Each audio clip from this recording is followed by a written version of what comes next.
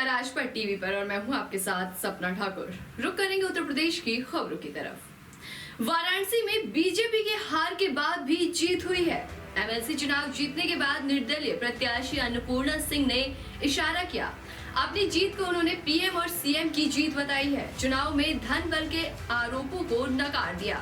जनता ने तय किया कि बाहुबल है या आम नेता। अन्नपूर्णा सिंह का ये बयान आया था। वहीं योगी सरकार के पद कदमों पर चलने का भी उन्होंने संकल्प लिया है। लगाने दीजिए, उनका आरोप है। मैं नहीं इसमें कुछ कहती कि नहीं, धन बल का प्रयोग नहीं है इसमें, जनता का। तो ये जनता का आप मानते हैं कि ये जनता का प्रेम है आपके लिए? हाँ, बिल्कुल प्रेम है जनता। और आपके लिए क्या मुद्दे होंगे विकास के? विकास के मुद्दे जो होना चाहिए वही होगा। जो सरकार करती आ रही है उस समस्या पर, हर चीज़ के लिए आगे महिलाओं के लिए सबसे पहले। एक एमएलसी के तौर पे आपकी क्या जिम्मेदारी रहेगी? कुछ तो आपने भी सोचा होगा। अब आप एमएलसी बन गई हैं वाराणसी से। महिलाओं के सशक्तिकरण के लिए। बीते दिनों अलीगढ़ मुस्लिम विश्वविद्यालय के प्रोफेसर जितेंद्र द्वारा MBBS क्लास के दौरान प्रोजेक्ट पर रेप हिस्ट्री और डेफिनेशन चलाकर हिंदू देवी देवताओं पर अभद्र टिप्पणियां की गई थी। वही प्रोफेसर द्वारा हिंदू देवी देवताओं पर की गई अभद्र टिप्पणियों का फोटो सोशल मीडिया पर वायरल होने के बाद जमकर बवाल हुआ था। वही घटना के बाद तमाम हिंदूवादी संगठनों ने विरोध जताया, जिसके बाद AMU प्रशासन द्वारा आरोपी प्रोफेसर जितेंद्र को निलंबित कर दिया गया और पुलिस द्वारा मुकदमा दर्ज करा दिया गया। वहीं मुकदमा दर्ज होने के बाद आरोपी की गिरफ्तारी नहीं हो पाई, जिसको लेकर भाजपाइयों में आक्रोश व्याप्त है।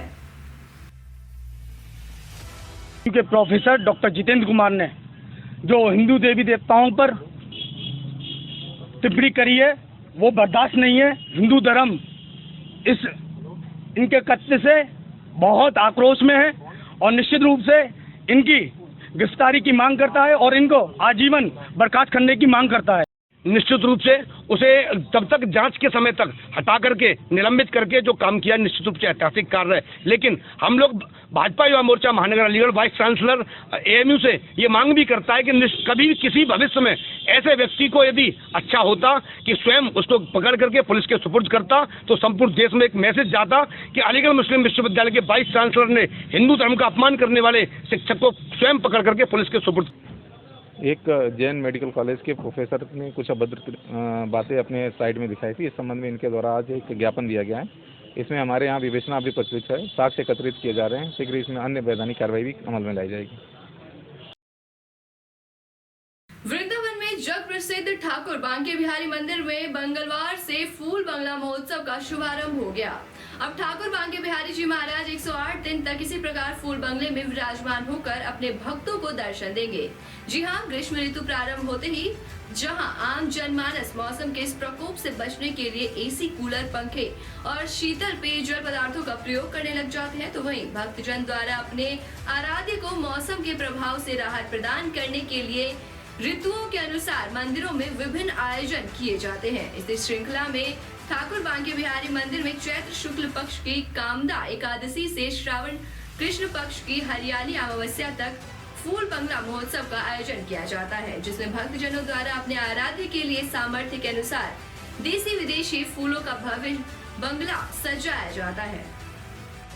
आज से ये एकादशी जो है, आज से बिहारी जी महाराज में फूल बंगले प्रारंभ हो गए और ये हरियाली अमावस्या तक डेली प्रतिदिन सुबह और शाम चलेंगे।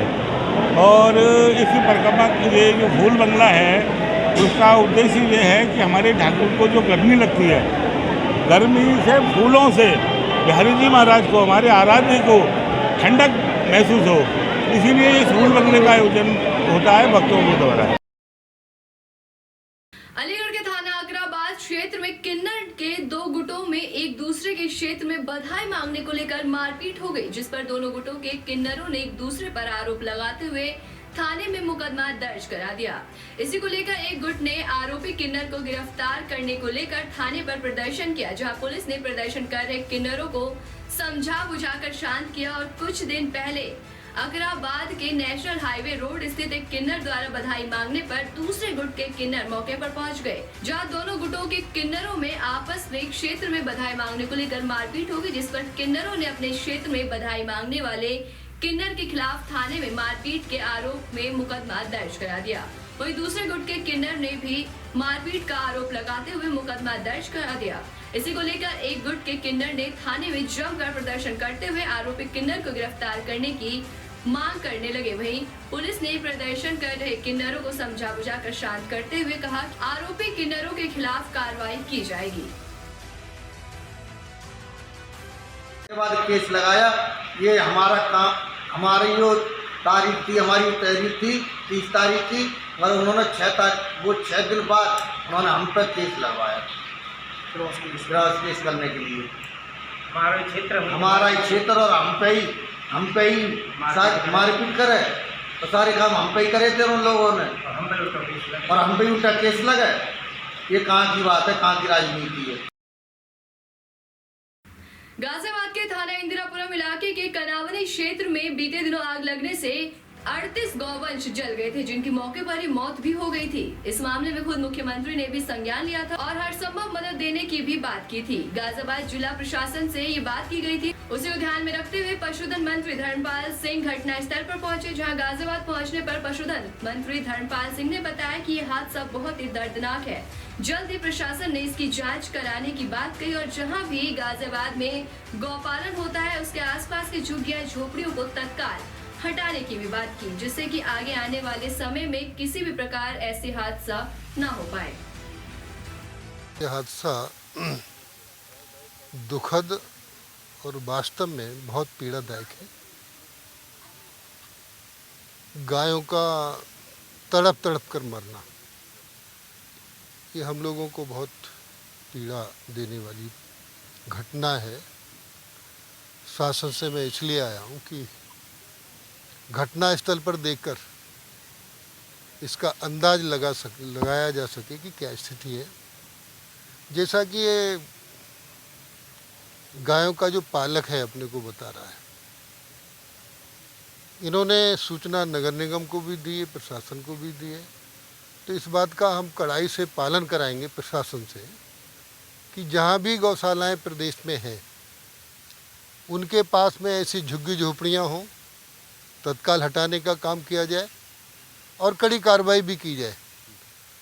जांच का विषय है, डीएम ने हम प्रशासन से शासन स्तर से जांच कराएंगे और जांच कराने के बाद कड़ी कार्रवाई करेंगे।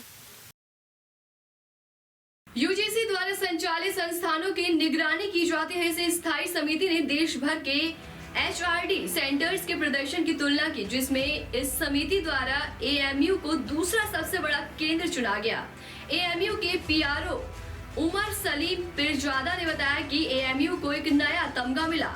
HRD सेंटर द्वारा 66 सेंटर्स के परफॉर्मेंस को रिव्यू करा दिया गया, जिसमें स्टैंडिंग कमेटी जिसको ये टास्क दिया गया था उसने 2015 से लेकर 2019 तक मॉनिटरिंग की।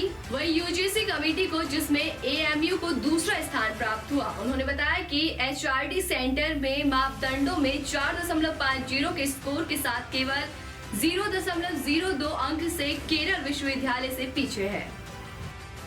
अलीगढ़ मुस्लिम यूनिवर्सिटी इंस्टीट्यूशन ऑफ एमिनेंस है और एक नया अध्याय और एक नया तमगा अलीगढ़ को मिला है। University grants commission human resource development centre जो है अलीगढ़ मुस्लिम यूनिवर्सिटी का, इसको 2nd रैंक मिली है। HRD सेंटर्स जो हैं कंट्री में, ये 66 सेंटर्स को रिव्यू करा गया उनके परफॉर्मेंस को, और ये पीरियड 2015 से लेकर 2019 तक जो स्टैंडिंग कमेटी जिसको ये टास्क दिया गया था, जो मॉनिटर करती है यूजीसी रन इंस्टीट्यूशंस को, उसके हिसाब से। अलीगढ़ में धार्मिक भजन और हनुमान चालीसा बजाने के लिए शहर के 21 चौराहे पर लाउडस्पीकर लगवाने की तैयारी ABVP नेता द्वारा की जा रही है। यह ऐलान खुद अखिल भारतीय विद्यार्थी परिषद के पूर्व प्रदेश मंत्री बलदेव चौधरी सीटू ने किया है। ये काम वे जन सहयोग से धन संग्रह करके कर रहे हैं और बाकायदा प्रशासनिक सहमति से उन 21 चौराहे पर ये लाउड स्पीकर लगवाए जाएंगे, जिस पर किसी को कोई आपत्ति ना हो। बलदेव चौधरी ने इसकी शुरुआत अचलताल स्थित अचलेश्वर मंदिर से की। अब ये मामला तूल पकड़ रहा है। हिंदुवादी संगठन बाजारों में निकल कर लाउड स्पीकर लगाने के लिए चंदा एकत्र किए जा रहे हैं।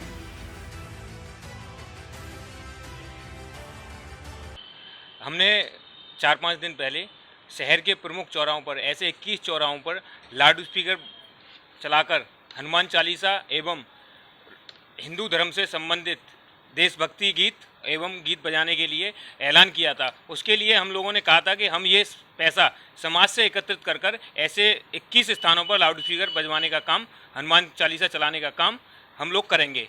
तो उसके लिए आज धन संग्रह का कार्यक्रम किया गया है।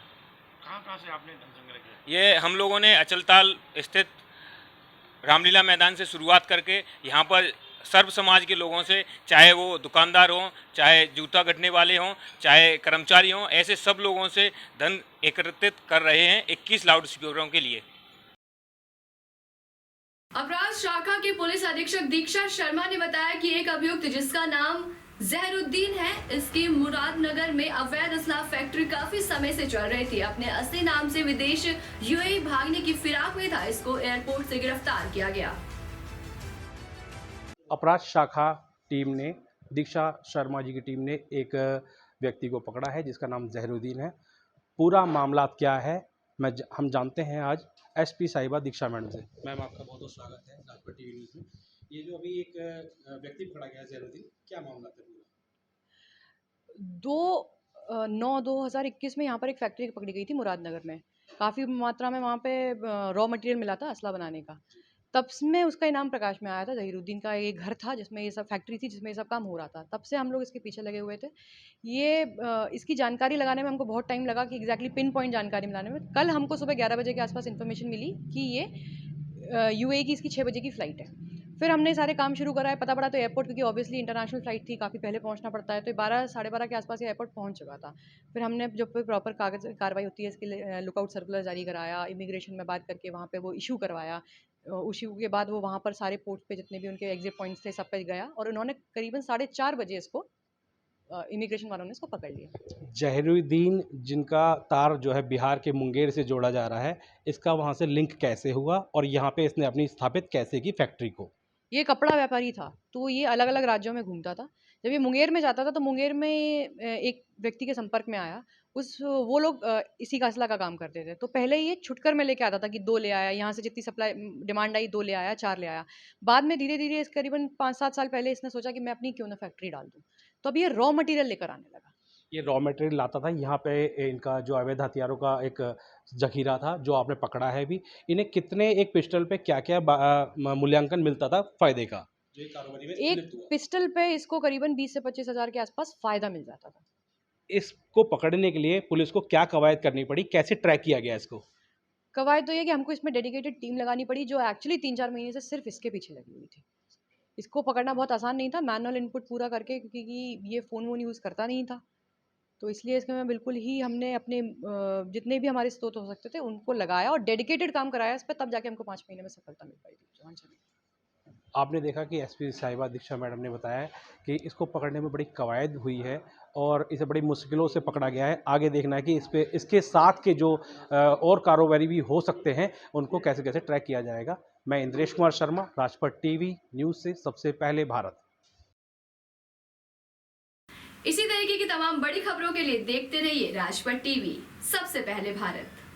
अब आप अपने पसंदीदा चैनल राजपट टीवी को देख सकते हैं पसंदीदा OTT प्लेटफॉर्म पर। Dailyhunt, Rock TV, MX player, i2i, eBaba, Vodafone TV, Jio TV, Jio fiber box, Paytm TV, IPTV Galaxy, Fastway, IPTV और रॉक टीवी पर।